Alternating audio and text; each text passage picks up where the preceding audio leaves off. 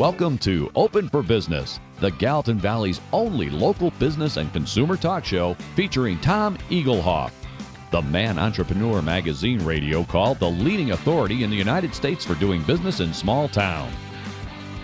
Here he is, speaker, author, small business consultant, and Mrs. Eaglehoff's favorite son, Tom Eaglehoff. All right, welcome everyone. Open for Business. We air every Saturday live from 11 a.m. to 2 p.m. Mountain Time on AM 1450 KMMS in Bozeman, 1340 KPRK in Livingston, Montana. If you'd like to be a part of the big broadcast, go to kmmsam.com and click Listen Live. The call-in number during the show, 406-522-TALK, 406-522-8255. I'm here, you're here. Let's get the show on the road. Let's get back to Open for Business on News Radio AM 1450 KMMS Bozeman. Lines are open at 522-TALK. That's 522-8255. Here he is. He's big, he's bad, and he's open for business. Tom Eaglehoff. All right, 25 minutes before the top of the hour. It's Saturday, December 31st, 2016, New Year's Eve, and I want to welcome you to the podcast portion of Open for Business. Each week I share some tips and tricks I've learned over the years about advertising, marketing, and promotion, and building strong, successful businesses. And if you missed any of my previous podcasts, you'll find them all on my YouTube channel. And while you're there, why not subscribe to my YouTube channel, and you'll never miss another weekly podcast. And you'll also find a podcast link on my website at smalltownmarketing.com. That's smalltownmarketing.com.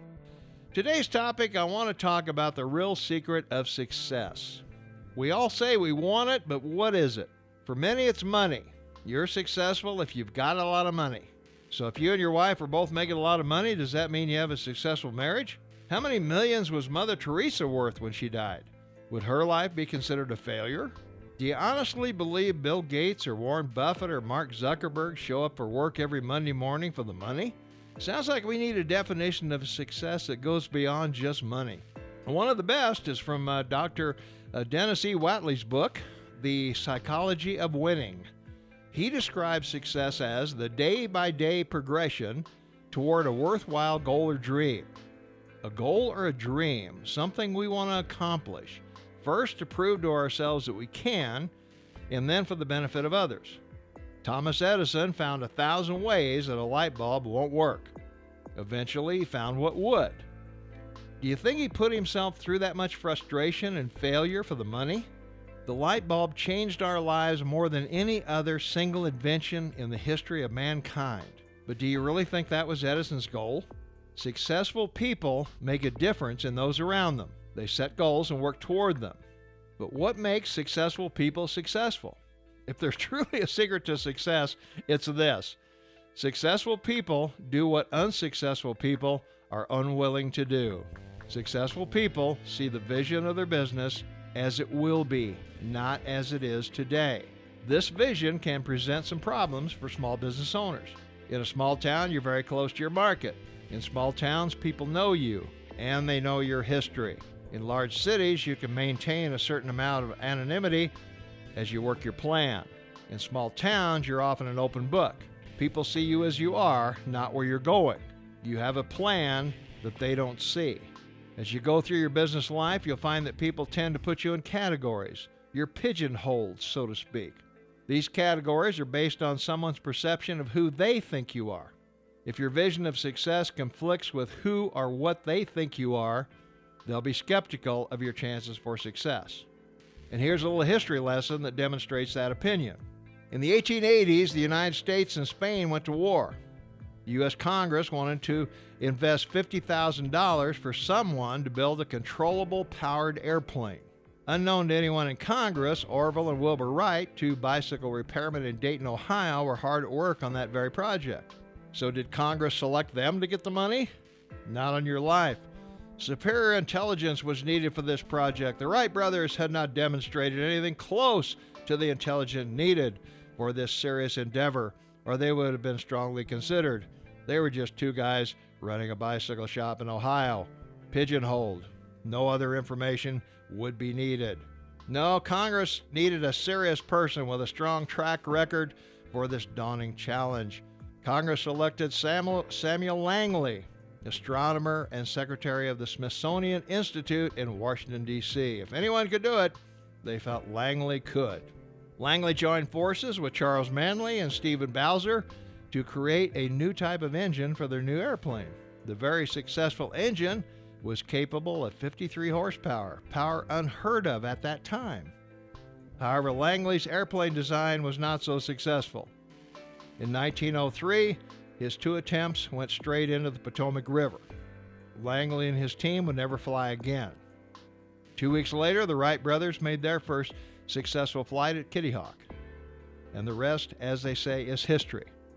Langley became a laughingstock, having been beaten by 2 bicycle repairmen. He never fully recovered his former reputation from this resounding defeat. What advantage did the Wright brothers have over Langley, Manley, and Bowser? They didn't have the $50,000 to help out. They didn't have the confidence of the U.S. government. Their real advantage was no one expected them to do it. The only pressure put on the Wright brothers to be successful was put on them by themselves. Their personal goal was to fly, not for anyone else, but for themselves. That is where real success lies. Success is the perception of what we do in our own minds, not in the minds of others. Others will see it eventually, but the great thing is you get to see it now, and you get to see it first. Successful people do what unsuccessful people are unwilling to do. I think that bears repeating. Successful people do what unsuccessful people are willing to do. Now, is success easy? No, it isn't. What is easy, however, is to design a plan or a goal and work toward it just a little every day. Great basketball players take a few more shots each day than the average player. Great golfers spend just a little more time on their driving range than the average golfer. Great business people spend just a little more time studying their industry and their craft than the average business person. Successful people in all walks of life get up one more time than they're knocked down. History is full of people who have no right to be successful.